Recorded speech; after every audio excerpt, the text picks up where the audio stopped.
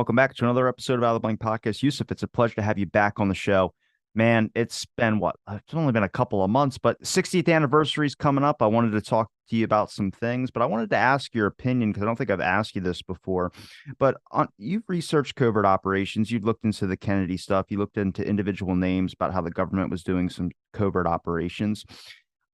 Can you maybe give me your perspective on the difference between understanding covert operations and then conspiracies as well too? Because I think a lot of people that would roll their eyes at certain subjects that would be considered conspiratorial is because they don't really know a history of covert operations and how crazy some of them are.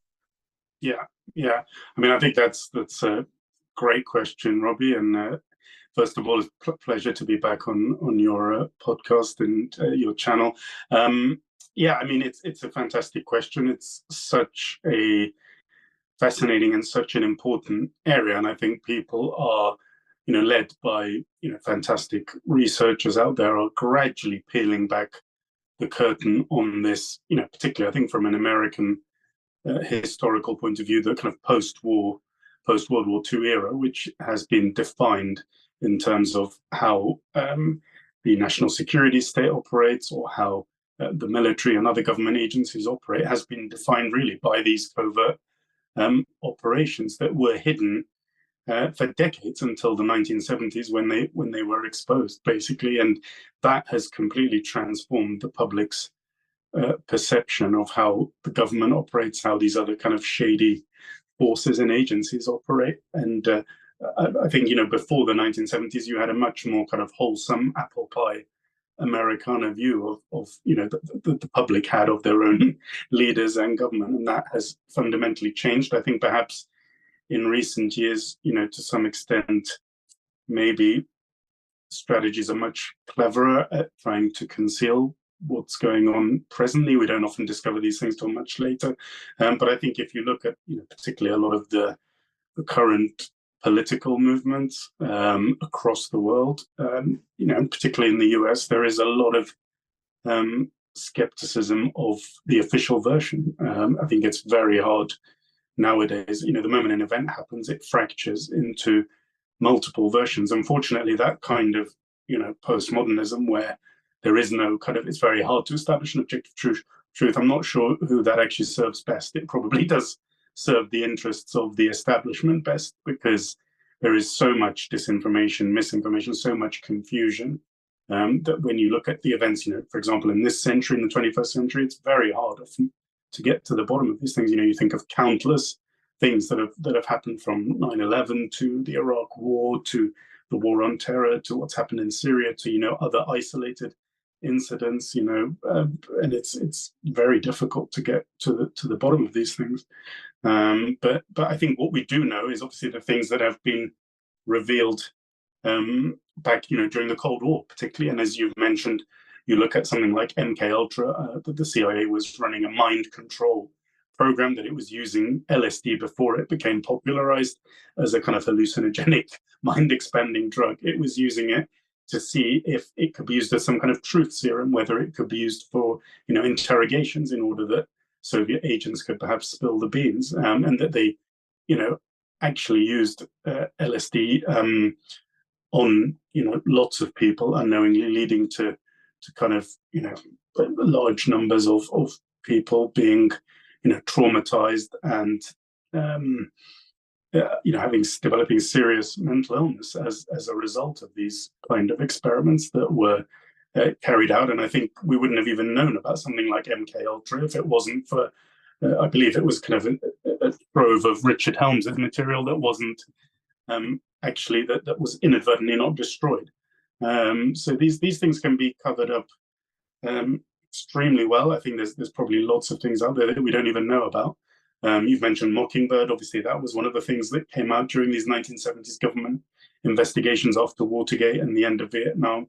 And again, it showed that the CIA had media assets, that it had strong links with the mainstream American media, and that it was able to kind of exploit and to use those assets in order to control the narrative on all kinds of important kind of domestic and foreign policy issues, essentially. So, these kind of things often get, they sound conspiratorial, of course. If you're not, if you haven't read about them, if you haven't had the time, and most people don't, as most people are overwhelmed with their normal lives, with their jobs, their career, with their family life. You don't go home and then have time in the evenings or the weekend to research these things. So yeah. I mean, it's even for myself, I was always interested in this kind of area, in these subjects from my teenage years, but even I didn't. It was only when I had some kind of spare time in my 30s that I was able to really kind of read up and research on it. And I didn't know about so many of these subject areas, things like Gladio. I think Gladio is an excellent example that hardly anyone knows about, that there was, and that links in with Northwoods, which I think we'll touch on later, that you had these kind of false flag operations. That word, you use that word, you bandy it around, false flag, and people just think that you're just some eccentric nut job, or you're not actually talking about anything that's objectively true. But we know there were actual verifiable real operations that with documents that have been declassified that relate specifically to false flag operations. So yeah, it's I think probably arguably the single most fascinating issue of our time is trying to is this growing awareness of the secret state, what obviously many now call the deep state, and this nexus of interests that extends between government, intelligence agencies, corporations, financial institutions, and how they operate kind of shrouded behind a veil of secrecy, and the use of, I mean, if you talk about that word conspiracy theory, which has been so weaponized, I mean, in the mainstream debate, in the New York Times or wherever it might be, and in our newspapers here in the UK, that term's bandied around by various political tribes, liberals, sometimes conservatives, to discredit people. The moment you use that label, that the implication is that that person just believes in ridiculous things like chemtrails, or I don't know, fake moon landings, or alien abductions, or whatever it might be, Pizzagate. But it's used to then prevent any serious interrogation of power, essentially. So it's very handy to bandy that label around to basically credit people. When you label someone a conspiracy theorist, it's like labeling somebody with a mental illness. When I say that, and my example for this is, if you label someone an anorexic, they're not, no doctor, nobody's going to listen to you for like a month until they figure out, oh, you're not that at all. You got something else going on. It's like labeling, so if you called someone, that person's bipolar, that person's this, like if you call someone that, try to justify that you're not that. You know what I mean? Like, try explain. Everyone's not going to listen to you because, like, oh, this person's just in denial, and it becomes that type of thing. It's the same thing with the conspiracy label. But like, from your perspective, have you ever tried to engage with academics and try to tell them things, and they would kind of look at you like a conspiracy? Because there is a disconnect between the government history and the academic community, which I would think the academics would be 100% on top of this. But even academics who are actually interested in government corruption, they don't really go farther back than maybe the 80s. Like, I think a lot of them know about COINTELPRO, but they don't know any of the Operation Northwoods material. They don't know about assassination plots on Castro or anything that really is in the extra field or extra realm of crazy. I hate to use that term for lack of a better word, but they are. Those plots against Castro were just insane. Exploding seashells in a skin diving suit. But then Northwoods, when you're reading that, is about as nuts as the assassination plots on Castro. Yeah. I mean, absolutely. I've got direct experience of that. I kind of embarked on I did a master's and a PhD in kind of sociology and politics. I didn't kind of complete the PhD at the current time that we're talking. I'm considering kind of completing it as a PhD by publication. But yeah, I've directly encountered that level of resistance where I started out wanting to essentially cover to try and interrogate the concept of the deep state. And, you can use different labels that are perhaps more respectable, such as the military-industrial complex, which, of course, Eisenhower actually coined that term as military, a man as there is, and of course, a former president, or the secret state. Those terms are perhaps more respectable to describe that kind of network. Yeah, well, yeah, I mean, the establishment, I mean, I think for me, the establishment is more of the kind of the conventional state. When we think of elected representatives, the various arms of the state in the US, I guess it would be the executive, the legislature, and the judiciary. That would be the establishment, along with perhaps other areas as well. But, the secret state, the deep state, implies more kind of national security agencies, which are, and not even the entire agency, it's kind of parts of those agencies that are submerged in and shrouded in secrecy. For example, if you're dealing with the CIA, it's a huge organization. It's got lots of, thousands of employees who just do fairly mundane things a lot of the time, but it's got a clandestine arm, it's got a covert apparatus. That's really what you're probably talking about when you talk about that network of kind of shady or darker interests. So yeah, I think I did encounter that. Absolutely. I found that academics, and my experience also, I've done, quite a lot of freelance journalism, again, across media, across literary agents, publishing world. It's the same. You've got a kind of a whole groupthink and a whole worldview amongst those various areas, academics, journalists, a lot of, professionals, again, agents, publishers, where these kind of subjects are considered to be beyond the Overton window, the Overton window being this term that's used to describe the delineation of what's acceptable for mainstream debate. And you have this very vigorous debate that takes place within that Overton window, which can shift. But the moment you kind of go beyond the pale and you take a subject like, the deep state into the heart of academia, you're going to be rebuffed. You're going to meet a lot of resistance. And I think, yeah, that's the reason behind that is fascinating. I think partly ignorance, but it's partly, I think a lot of it comes down to cognitive dissonance. I think if you are, one of these metropolitan professionals, and you are doing quite well out of the status quo, and I see this amongst, those encounters I've had amongst my social circle, amongst other professionals who may be doctors, lawyers, accountants, whatever it might be, what their worldview is colored by is the fact that they've done quite well out of the status quo. So they're also, very highly educated. They are, overqualified. For you to kind of come along and say, hang on, well, there's all this other stuff, MK Ultra and Mockingbird and Northwoods and Gladio and so on. You're basically kind of dissing them. You're saying, your education at some Ivy League university or Oxbridge or wherever it might be wasn't actually worth a dime because you don't really understand how power works, how the government operates, how the world works. This is actually how it works. And so I think that's where there's a lot of psychic resistance. I think it's also the fact that these subjects are very dark. They expose an understanding of the world that is extremely disturbing, extremely dark. And it therefore means for those people who are usually, often the top 10, 20% of society, who are doing, very well out of it. You're talking about the kind of middle classes, particularly the affluent upper middle classes, and then the ruling class. For you to come along and say these things means, well, this world that I'm, doing well out of is actually an extremely dark place. And that's not easy to equate those two things together, that you keep living with your own life morally whilst being aware of these things. That's where the cognitive dissonance kind of creeps in. And so it's much easier, I think, for those people to go with the worldview that, of course, has been constructed over their entire lifetime by society, by propaganda, by government, by education, by everything they see around them, which doesn't really talk about these things at all. These subjects are, they're virtually kind of forbidden or, censored. So I think it's much easier to then have a kind of conventional, credible worldview.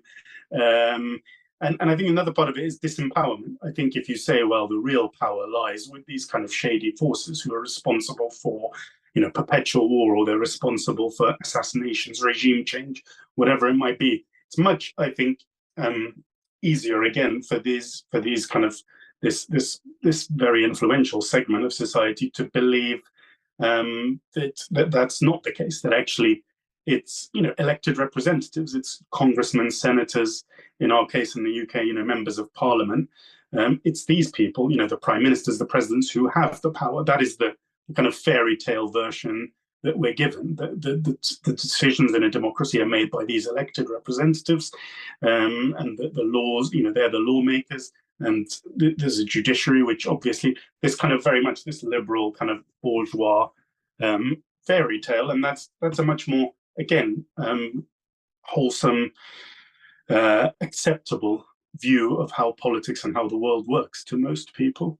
And I think if you come along and say, well, actually, there are, these forces which exist and reside in the dark, in the shade, which exert. Actually, we're not saying that the conventional forces don't have any power, but that there is a lot of power that is exerted, that is, by secretive, shady, unelected forces, and that these two power centers, often they may work together, but at times there will be kind of conflict, there will be tensions between them.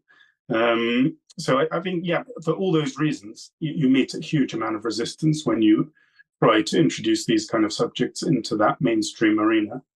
I ask, it always gets tossed out, but rogue elements of the CIA were behind the JFK assassination. When we talk about rogue elements, are they really rogue elements though? Because I feel like it's just the CIA has a lot of people, the agencies have a lot of people, and some people are basic employees, like you mentioned before. They're just average employees doing a desk job or something like that. And then you got to go to the more extreme case personalities, the little bit more unstable types that are going to do the things that need to get done and maybe not the prettiest way. For instance, I think when we get into that talk of CIA rogue elements, people start going, oh, it's just a bunch of bad apples. I can believe that. The agency just had a couple bad apples. I go, yeah, but they're under somebody. They're not just doing this because they randomly get this. Hey, I'm going to go against my whole agency and against the law. Because then we have, like, was it John McCone? Didn't he lie in his testimony in court? And then they said in the CIA rule book or something like that that he's allowed to lie in court. It wasn't an actual illegal thing for him to do that. Even though everyone assumes that you don't lie in court once you put your hand on that Bible, you don't do that. But again, when you try and verify, and the only way you can get people like academics in on the discussion is if the government shows you that, yes, this did happen, this was a lie, and this was bad. And then I point back to Hale Boggs' comment where he's like, you're asking the FBI to investigate the FBI. I mean, the only reason Dag Hammarskjöld's death is accepted as someone might have gotten rid of him is because the UN did an investigation on it. And there was like 5 or 6 different investigations in on Dag Hammarskjöld's plane crash. And then we got, what is it? Truman? Yeah, Truman makes a statement. He goes, they killed him. Notice how I said they killed him. No press people followed up on that, but it's because of those government officials, the people that we might suspect of doing a heinous act, end up having to investigate it to get people on board for the discussion. Oh, well, that's just proven because the government was corrupt at that time. Okay, where that's again, a lot of the stuff that gets labeled conspiracy and the academics won't get on board. They're looking for that document, the government saying, yes, this happened. I'm like, you're not going to get that, especially with some of these individuals. Yeah. I mean, of course, you get all these versions, all these limited hangouts, and so when it comes to the obviously the case with Hammarskjöld and Lumumba in the Congo, right at the height of the Cold War. I mean, there's been some fantastic research in recent years on that. Of course, there's been, I think, new, as you say, UN investigations. There's also been, some great work out there from Susan Williams, who's a kind of a British academic, and also a great documentary for those who are not, big readers, which is called Cold Case Hammarskjöld. I don't know if you've seen that, Robbie, but that came out and I think won some prizes in the kind of film festival circuit a few years ago. So that, these things, and even in Oliver Stone's recent 4-part JFK assassination documentary that came out last year. I mean, there are documents that have been uncovered, which actually come from, I think it's some kind of South African organization, the Maritime agency or something like that, some kind of cover name. I can't remember the details now, in which they explicitly talk about the fact that these assassinations have been given authorization by Alan Dulles and so on. But of course, these documents, the moment even something like that comes out, it's then discredited. It's described as being a fake, or it's some kind of Soviet disinformation job. And you kind of think, well, these documents were found, I think, during the South African kind of reconciliation commissions during the 1990s. So, why would something that is meant to be a Soviet disinformation job come out, 30 plus years after the event? It doesn't really add up. So even when these things are exposed, they're not covered by the mainstream, or they're ignored, or they're just discredited. And I think it comes back to Mockingbird, doesn't it? When you've got what we know from the Cold War era, certainly, is that Alan Dulles and the kind of CIA hierarchy had very strong links with the publishers, the Salzburgers and so on, the publishers of the New York Times, the publishers of the Washington Post, the various broadcast media outlets. These are all kind of transnational corporations on the whole that are part of media empires. They're owned by billionaires, and they're all talking together, and they have very strong links with the national security hierarchy, and everyone's scratching everyone else's backs. They all have common interests amongst this, as you've called it, the establishment, amongst this ruling class. So backpedaling obviously to the Kennedy assassination 60th anniversary coming, that's the latest limited hangout, which is being peddled by even some insiders, that there were a rogue, the version now with that I guess came out of the 70s investigations, that it might have been the mob on its own, getting revenge against the Kennedys. That's kind of worn thin after the original Warren Commission version with the lone nut of Well, Lee like I Harvey. said, even with the mob, wouldn't the government just go after the mob if the mob killed the president? Like, that's not an act that they're just gonna be like, okay, well, I guess it didn't happen, that just kind of like move on to the next thing. Yeah, absolutely. I mean, it doesn't really add up, the mob, as again in Oliver Stone's fantastic movie JFK, as he says, the mob doesn't have the balls or the know-how to pull something of this magnitude off. I mean, again, it comes back to this, the rogue apples. That's the latest limited hangout. Well, these people, David Morales, David Atlee Phillips, Howard Hunt, Bill Harvey, they were all character assassinated by the agency's PR machinery in their final years and after their deaths. And those are supposedly some of the rogue apples who might have pulled this off. But that is a convincing version. It's quite possible that you can construct a version where someone like David Atlee Phillips himself was possibly framed by some of his colleagues. Of course, these things can all be put out there, but when you really take a step back, you look at some of the other ways that this has played out. I mean, the series of very suspicious murders, for example, that happened each time there was a major investigation into the Kennedy assassination, both in the 60s, later in the mid to late 70s. You look at David Morales may have died in suspicious circumstances. Others, such as obviously Johnny Roselli, Sam Giancana, were murdered quite brutally. So kind of very, very important mafiosi.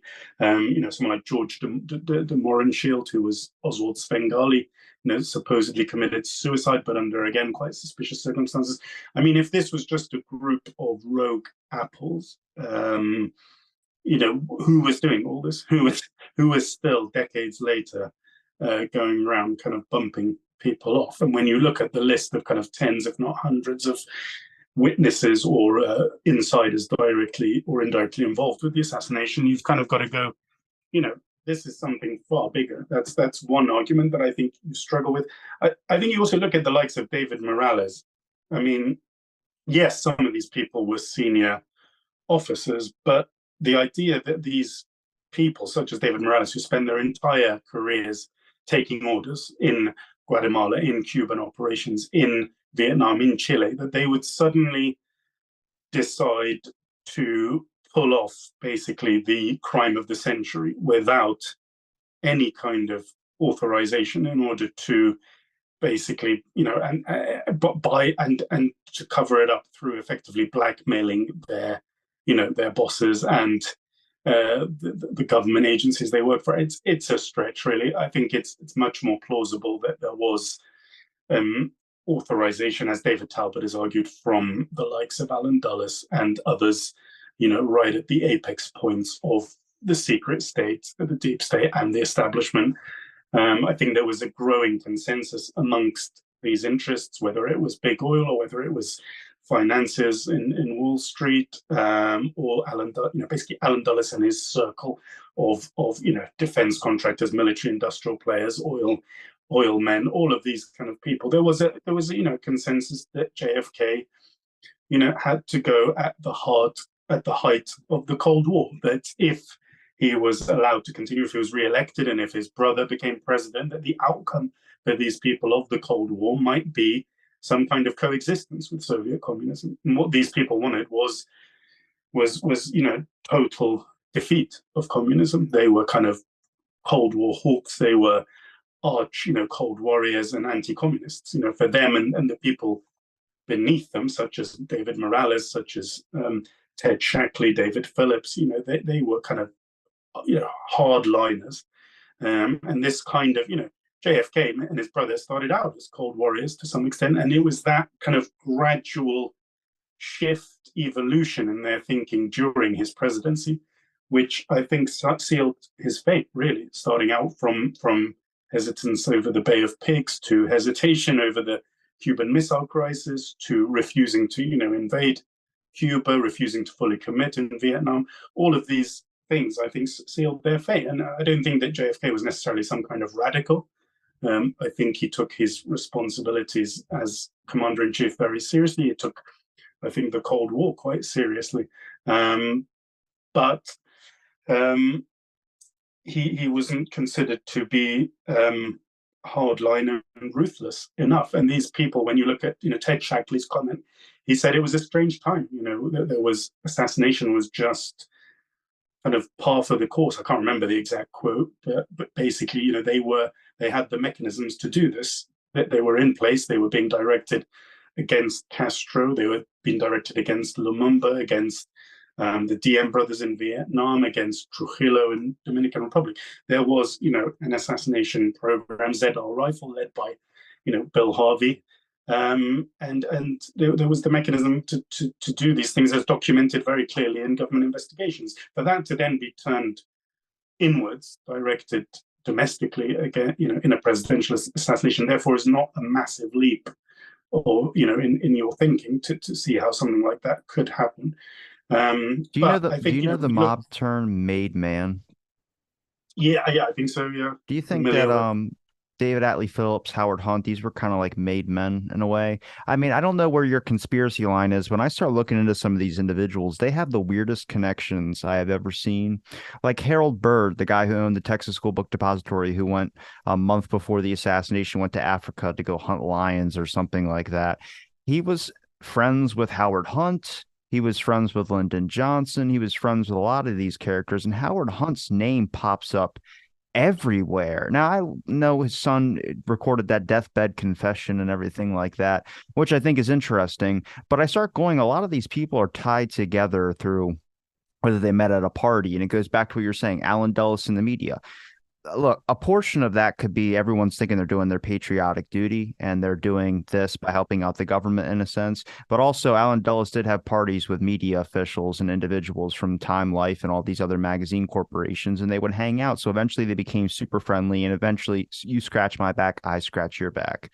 So then we get into names like David Atlee Phillips, and others, and you start kind of going, I mean, these were kind of made men. I mean, Bill Harvey could show up to the White House with a gun around his waist and not be yelled at, not scolded by. It seemed like he was kind of going by his own rules. Now that makes him seem like a rogue individual, but also everyone's kind of letting it happen. So he has to have some deep connections for that to even be a possibility. Yeah, absolutely, Robbie. I mean, yeah, I think these people were, particularly the likes of Alan Dulles, extremely well connected. They were basically, they were, belonged to the elite, WASP world. What? Yeah, I mean they were been educated at the best schools and then gone to Harvard or other Ivy League universities. They're members of the most exclusive clubs and societies in New York and Washington.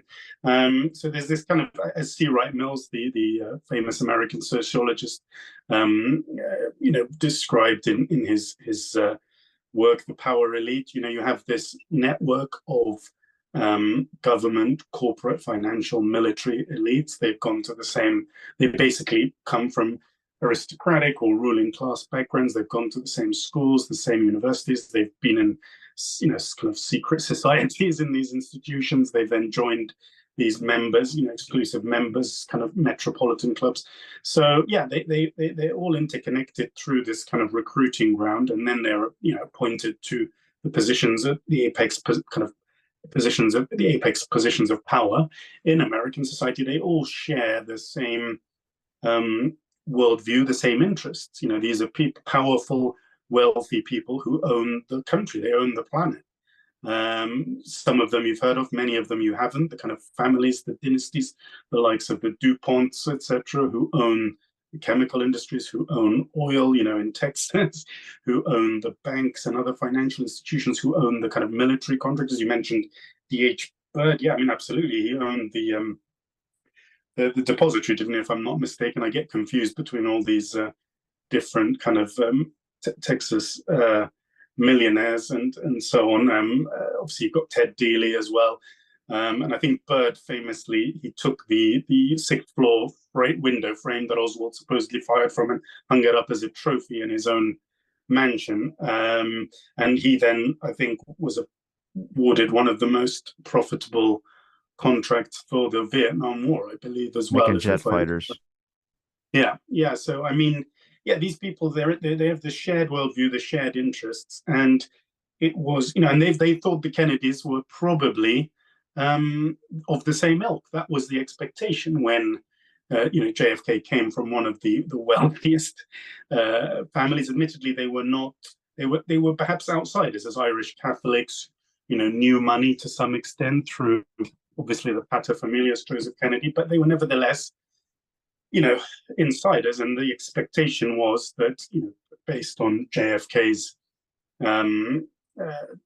position and in as a senator in the 1950s, the expectation was that when he became president, he was perhaps in some ways there was well, I think the expectation from Alan Dulles and his coterie was that he may have been young and inexperienced. There may be kind of a bit of anxiety about what this new generation might represent. But you look at most of his early speeches and so on, including the inauguration, and it's clear that JFK looks like a cold warrior. Of course, the problems start with the Bay of Pigs, where it becomes clear that he isn't necessarily going to be pushed around, that he's actually got the strength of personality and character to not do that. And I think that perhaps comes from his wealth, his independence. He's not just the kind of a typical politician who is, paid to, what we call nowadays pay to play. He doesn't need to buy his way into the establishment. He's perhaps, he's someone who's very,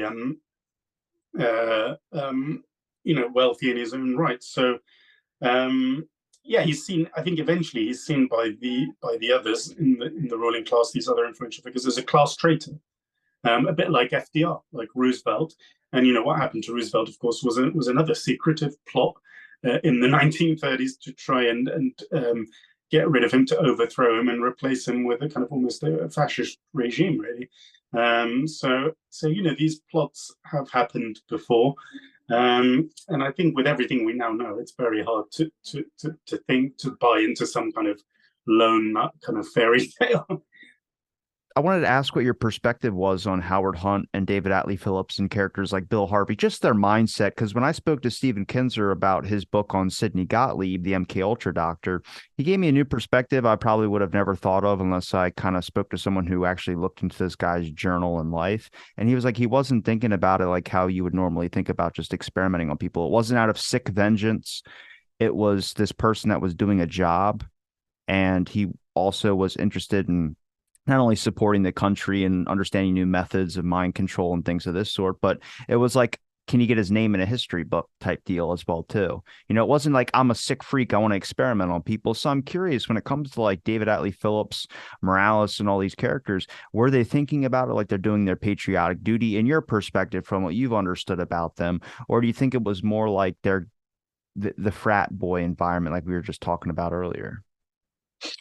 Yeah, another great question. I mean, yeah, I think these, yeah, when you think obviously about the magnitude of some of this stuff, you kind of go, wow, you know, it when you think about the mainstream conventional worldview that you are surrounded by, the wallpaper of our lives, the way things are presented to us that are often very different from the underlying secretive reality that we eventually, you know, start to understand years or decades later. You look at the Kennedy assassination, you go, I mean, this kind of thing that keeps you up at night. You go, how, at the risk of sounding like someone who is obsessive to the point of it being unhealthy, I mean, it keeps you up because you kind of think, how did they pull this off? I mean, to murder the, you know, the most, at least nominally, the most important elected representative in the world, really the most powerful person in the world, and to get away with it, you know, scotch free. I mean, it's astonishing, you know, and then you have the likes of, you know, it's remarkable, but I think I think humans the more you understand these areas, the more you realize psychology and politics are intertwined, and not just in terms of propaganda and kind of social control, but in terms of how good the human mind is at self-justification. And I think it's quite easy to commit acts that, I guess this is what Hannah Arendt, I think, termed the banality of evil. I think it's quite easy to commit acts that are very unethical, immoral, if you're operating, as you say, within this kind of bureaucracy, within this apparatus, where, as far as you're concerned, what you're doing is really, you know, these people, I think, yeah, they vehemently believed that they were doing what was in the national interest. Of course, that term, national interest or national security, is problematic. We can, you know, spend a whole amount of time trying to unpack it. Of course, what is really in the national interest means, of course, the interests of that ruling class that we've spent a lot of time talking about today. But that's what they believed. They believed that they were doing what was best for the United States, that the Kennedys were weak. You know, these arch conservatives, the likes of, you know, particularly these Texan oil millionaires, or, you know, people like the Joint Chiefs of Staff, Curtis LeMay, Lyman Lemnitzer, who was the Joint Chiefs, the chairman of the Joint Chiefs. I mean, these people saw the kind of shift of the Kennedys towards accommodation with Castro, with the Soviets. They saw them as weak, you know, weak-minded, and that they were going to, you know, risk the hegemony of the United States. And of course, when you look at how things panned out with the end of the collapse of communism, the end of the Cold War, you know, their calculation, their gamble paid off, didn't it? They did achieve that objective. I think, you know, when you look at a lot of these assassinations, there is almost an element, there's a strange element as well of not so much asking for it, but kind of things that, you know, could have been avoidable. You know, if JFK had, you know, stood, you know, I think their father didn't want him. He didn't want him to stand in 1960. He didn't think JFK would win against Nixon. But the Kennedy brothers were, you know, insistent, and of course they did win in the end with a lot of money and a lot of help. But you know, if he'd stood in '64 or perhaps '68, you know, I think things would have panned out very differently from that atmosphere. Right at the, you know, we think of everything that was going on, as Ted Shackley said, it was a strange time. You know, assassination was just in the air. When you look at what had happened to Hammarskjöld, you know, Lumumba, most likely, these other leaders, you know, I think you jump to about, you know, within the space of about 10 years, it was a very different kind of shift. You know, I think those kind of things wouldn't have happened. So I think when you talk about kind of asking for it, you know, if you, I think Dean Rusk, Kennedy's Secretary of State, if I recall correctly, he put it very well, describing Cuban operations in Mongoose. He said the Kennedys were playing with fire. You don't authorize something of this size and scope and immorality, a massive, basically, program on domestic soil of contraband, of gun running, of assassinations, and then be that surprised if it's turned against you, basically, when you then start to perhaps flip flop, or you start to change your mind. I'm not trying to agree with these people who were frankly traitors, who were very immoral and unethical in many ways. But I think you have to be capable. I'm writing a book about this period, about these kind of operations, focusing on this clique, including David Atlee Phillips. And you have to try and get into their mindset. You have to see how they saw things. And I think that's how they saw it. You look at how, someone like, sorry, I've forgotten his name now. I'll have to look it up. It was I think Richard Helms's assistant, and he is kind of a very outspoken character. But if you look at some of the comments from these people, they just thought that the way that the Kennedys were, for example, meddling in these covert operations, Bill Harvey got really incensed about it. He said, Robert Kennedy started, Robert Kennedy fell in love with covert ops, started wanting to basically micromanage and to run these operations, and was saying, I can get some of these, some of my favorite, liberal Cuban assets, and train them up myself at home. And Bill Harvey was like, what, in babysitting? These people found it irksome, irritating. They found that their turf was being stepped upon, and then they saw the Kennedys as essentially frat boys. They saw them as these kind of spoiled, inexperienced, young, rich daddy's boys, essentially, and they were kind of having to kind of take orders from them. And as far as they were concerned, they were dealing with the very serious business of the US empire, essentially, with, all these Cold War fronts and theaters in Berlin, in Vietnam, in Cuba. And the Kennedys, as far as they were concerned, were just, messing all of this up, basically. And so they have to go. It's that simple. It's about, to us in the kind of normal suburban world we inhabit, it's crazy. But to them, right at the pinnacle of power, this is just business. It's not personal. This is how it has to be done. And I'm always reminded of the story of the medieval story of Henry. I think it was King Henry II in England, ordering the murder of his troublesome Archbishop of Canterbury, Thomas à Becket. And what did Henry II say? He said, "Will no one rid me of this troublesome priest?" So this was 1,000 years earlier, this, medieval version of plausible deniability.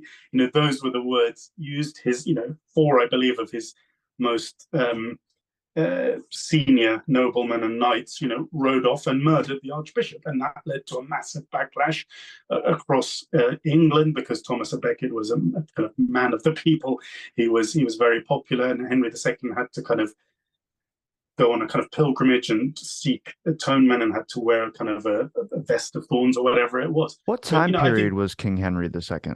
This was, gosh, don't quote me. This was, I think, off the top of my head, this was the 1100s or thereabouts. So it's either the 4th or the 6th. One of the kings down there banned people from, they banned coffee houses, because of the fact that they realized the king was getting so paranoid. He realized that people were going into this area and like they were congregating and they were discussing politics, and he believed this was like the early start of like kind of conspiracy talk, which is dissent from the official opinion of royalty or class.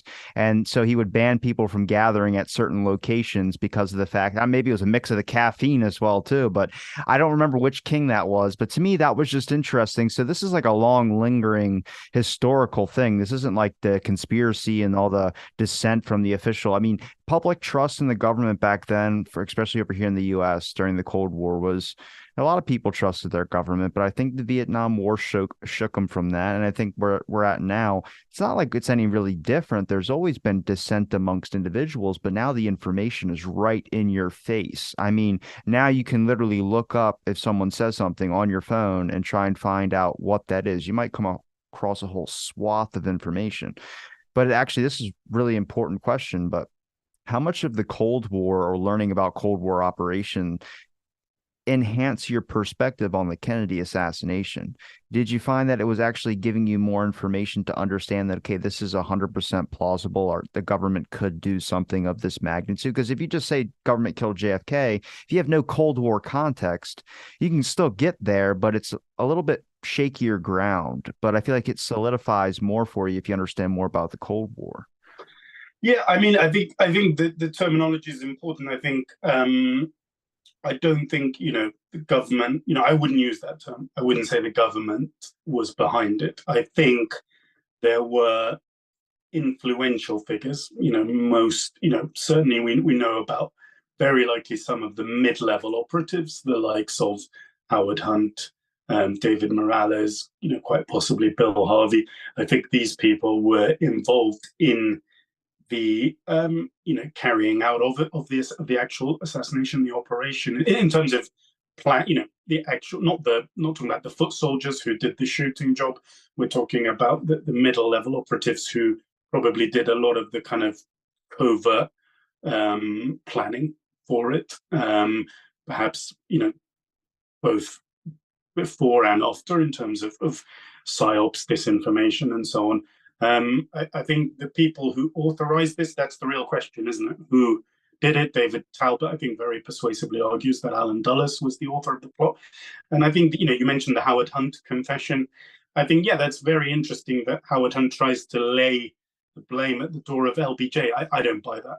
I don't think Lyndon Johnson, despite all his, notoriety with Mac Wallace and all of this stuff and the murders that have been put at Johnson's door, I don't think Johnson is the mastermind, the father, or the author of this plot. I've I gotten don't. there. I've gotten there a little bit more from talking to more of the LBJ side of things. I've kind of touched on all angles, but the point always gets brought to who had the most to gain.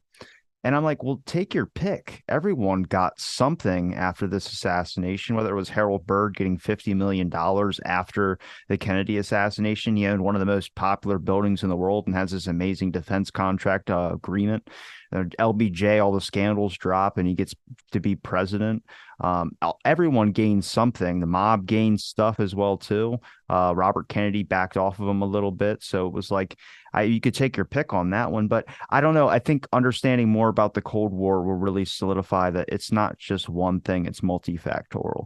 But I do say, if we talk about rogue elements, if they're a part of that agency, it has to go through an agency, a higher up at some point. I don't know if it's Alan Dulles or not. I would probably point more towards Alan Dulles, but as an agency, you got to take the hit on that one, credibility wise. CIA, those are your people, whether they're rogue operatives or not. That's a representation of you. I think the Church Committee exposed a lot, but I still think even that was a whitewash. Yeah, yeah. I mean, yeah, absolutely. I think when you look at Gaten Fonzie's account of how these investigations played out, and I think Blakey's later realizations of how hamstrung the House investigation was, yeah, absolutely.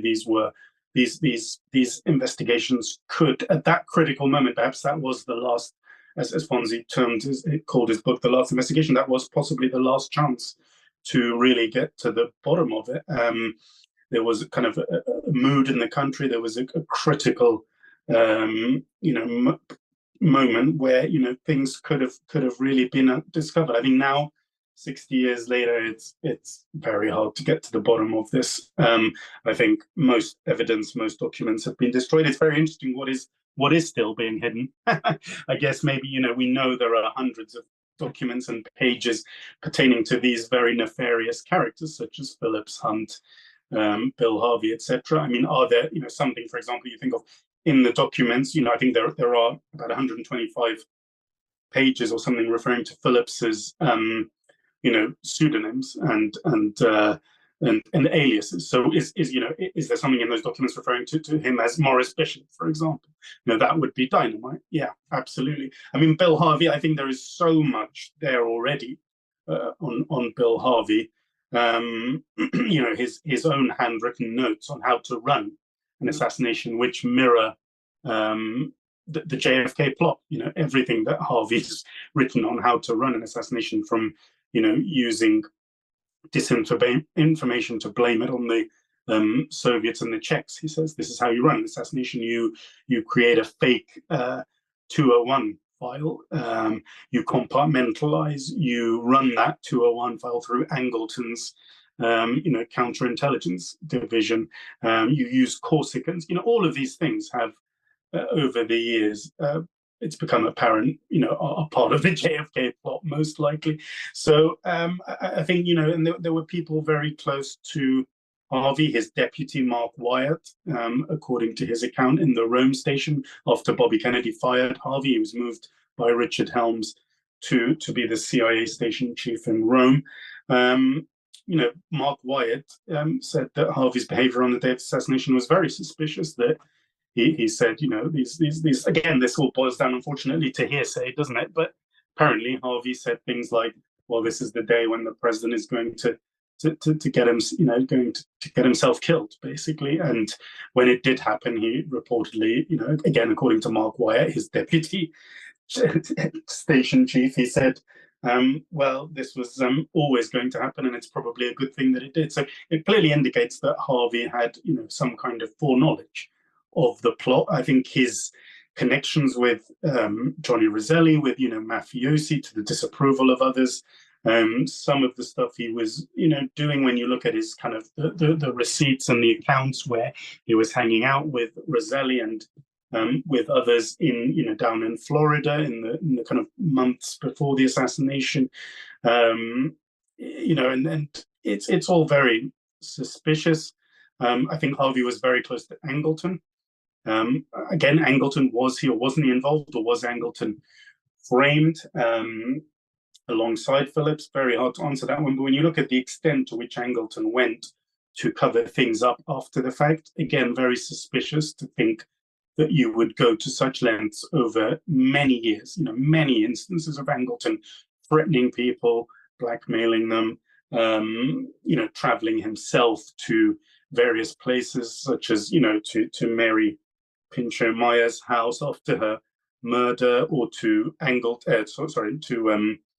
Win Scott, the CIA Mexico chief's house after his death. So he's continuing to kind of vacuum up all these confidential and classified documents, years and decades, threatening other people who were on the Warren Commission when they spoke out years later during the 1970s. So he was constantly engaged in this, in covering all of this up. And it's very hard to, again, accept that Angleton was merely doing this to protect the reputation of the agency. I think he must have had some kind of direct investiture in the operation. But I mean, again, I don't think Angleton was, despite his power, I don't think he was the author of the plot.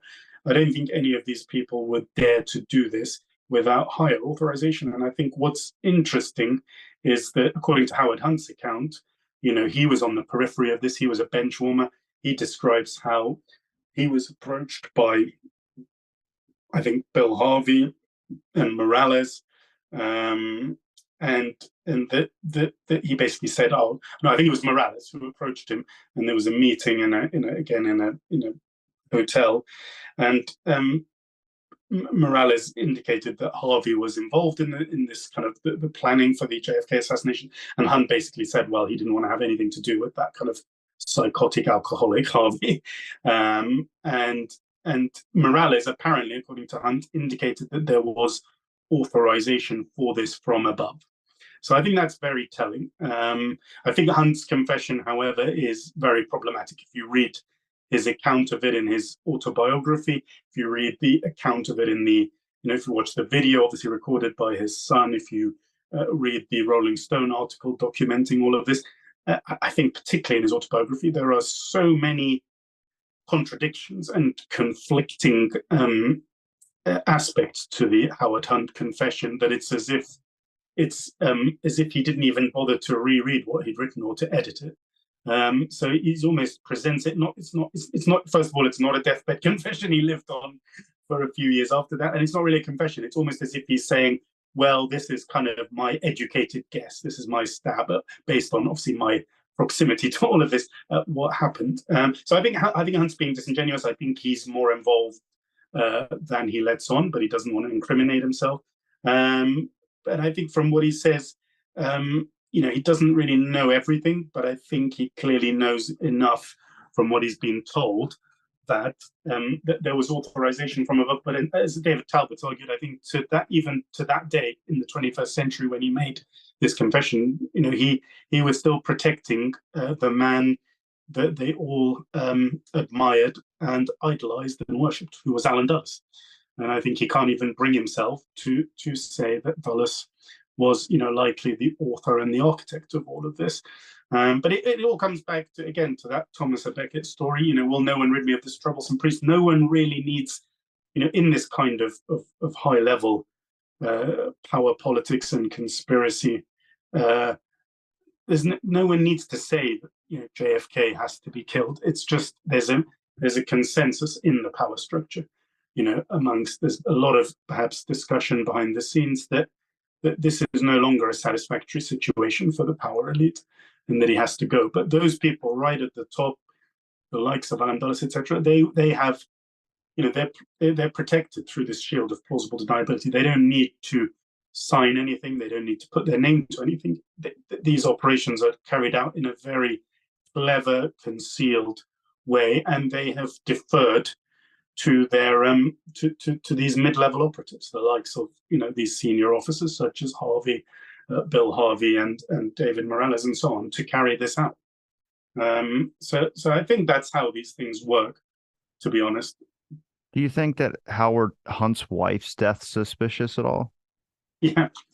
I mean, I don't know enough about that, to be honest, Robbie. I think clearly it's one of these things. His son believes it is. How did the government not consider any of these people a security risk, even if they're loyalists to the establishment or the agencies? I would have to think at some point that, at some point he's going to write something down. He's going to say something. I believe a lot has been said over the years that has just been disinformation or just messing around with things but there are some things like Nixon talking about, we don't want to repeat the whole Bay of Pigs fiasco. Certain situations like that. I'm like, I don't know. I don't sense BS in that, but I know that they obviously know more than what they lead on. And I think it's those types of statements, like even statements you get from Truman about Dag Hammarskjöld, like they killed him. Notice how I said they killed him. Like he knows something about how the politics work. And that's the important part. Doesn't necessarily mean they know the whole end goal of the conspiracy. They're in on the conspiracy, but they understand how these agencies and how the actual inner political workings go together. I'm sure Eisenhower knew plenty about it, but he's one of those loyalist types that kept his mouth shut to a good sense. Yeah. I mean, Truman, obviously, after the assassination, he wrote that op-ed in the Washington Post in December of '63, where he said the CIA is basically, this is not what I envisaged when I legislated for the creation of the agency.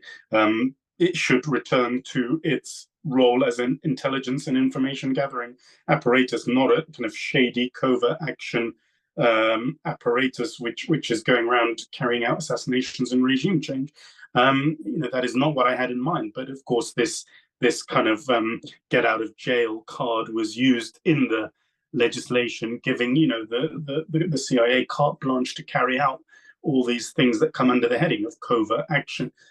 So I think, and he wrote that in December of '63, like less than a month after JFK had been assassinated. The timing of that cannot be ignored. He obviously suspected the stench of something. And that necessitated a visit from Dulles himself. Alan Dulles attempted to get Truman to retract this article. He failed. And then he made up that he did, that Truman, he kind of, for the purposes of posterity and the archives, he tried to pretend that Truman had retracted this and that he'd been a bit confused, or that the newspaper had somehow, edited it differently. So, I mean, you have also a month before the assassination. You have a very important article in the New York Times written by a Kennedy confidant. I think it was Arthur Croft, off the top of my head, writing about how a high-level government source, and I think he's actually referring to JFK because he was a close family friend. But anyway, we can only cast, can just guess who the identity of this source is. He basically says a high-level source basically stated that the CIA was a malignancy, that it's out of control, that if ever there was a coup d'état in this country, it would have been carried out not by the Pentagon but by the CIA. And that's written in October '63, a month before JFK is assassinated, in the New York Times. So these kind of things are very telling. But yeah, I mean, sorry, I forgot your question. I've gone off as usual on a kind of. You're good. No, I think you answered it. I'm pretty sure. Yeah. Okay. Yeah. You were. I think. Yeah, you were asking obviously about. Yeah, I think people like Truman, Eisenhower, Johnson, Nixon. I think these people obviously they're in very powerful positions as presidents, and they have access to information. Real time classified information that us mere mortals don't have access to. But I think they still, are being. There are, forces in terms of that nexus, that network of military, industrial, corporate, financial entities that make up the ruling class, that make up the power structure of the United States.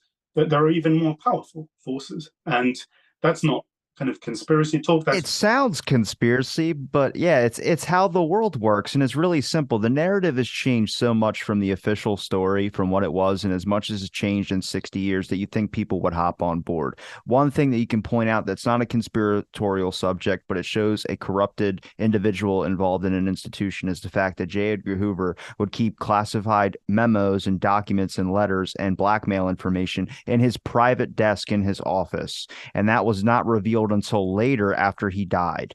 So there's secret memos, government stuff that should not be in his desk, that should be in the archives, that should be released, that should have been memos that we should have access to, and it wasn't released until way later. So that would get more people off the conspiracy boat and into like, okay, that makes a lot more sense. But also he created the whole declassification, classification, and sanitization system in the first place. So that whole labeling of names needing to be redacted, it's not just that though, it goes deeper. I mean, the fact that, in my opinion, I'll ask you this, but I don't think a lot of these people would be signing up for some of these projects if they knew their name was going to be not redacted out of a document. I think that starts getting people convinced to be a part of it if they know their name's not going to be attached to it, at least in their lifetime. Yeah.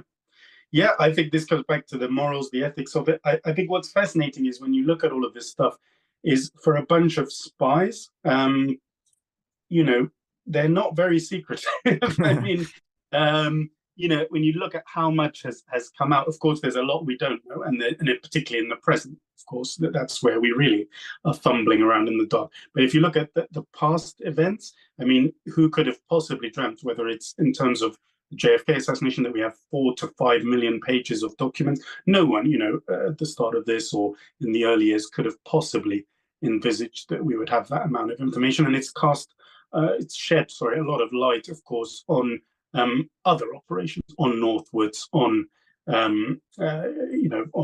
Mongoose, etc. So yeah, I think really in terms of going back to the kind of individual personnel, I think that it's very interesting that when these people come to the final chapter of their lives, that they really a lot of them wrote kind of autobiographies, or they confessed to things.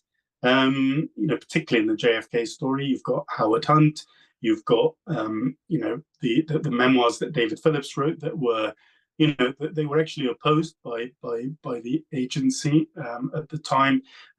You've got the things that David Morales said to his friends and associates. You've got all of these kind of all kinds of other examples of these confessions. And spies, senior spies, Ted Shackley, many others writing their own memoirs, and you kind of wonder why they do that. Antonio Veciano, another example of a guy who decided to whether you consider him credible or not, to kind of give us a whole bunch of information about Cuban operations, about his connection supposedly to David Phillips, the fact that he knew Lee Harvey, all of this, and you kind of go, well, I think what happens is that they I think men, particularly in the prime of their lives, when they're full of vigor and mettle and are very, full of testosterone and very feisty, they really believe vehemently and fiercely in these things.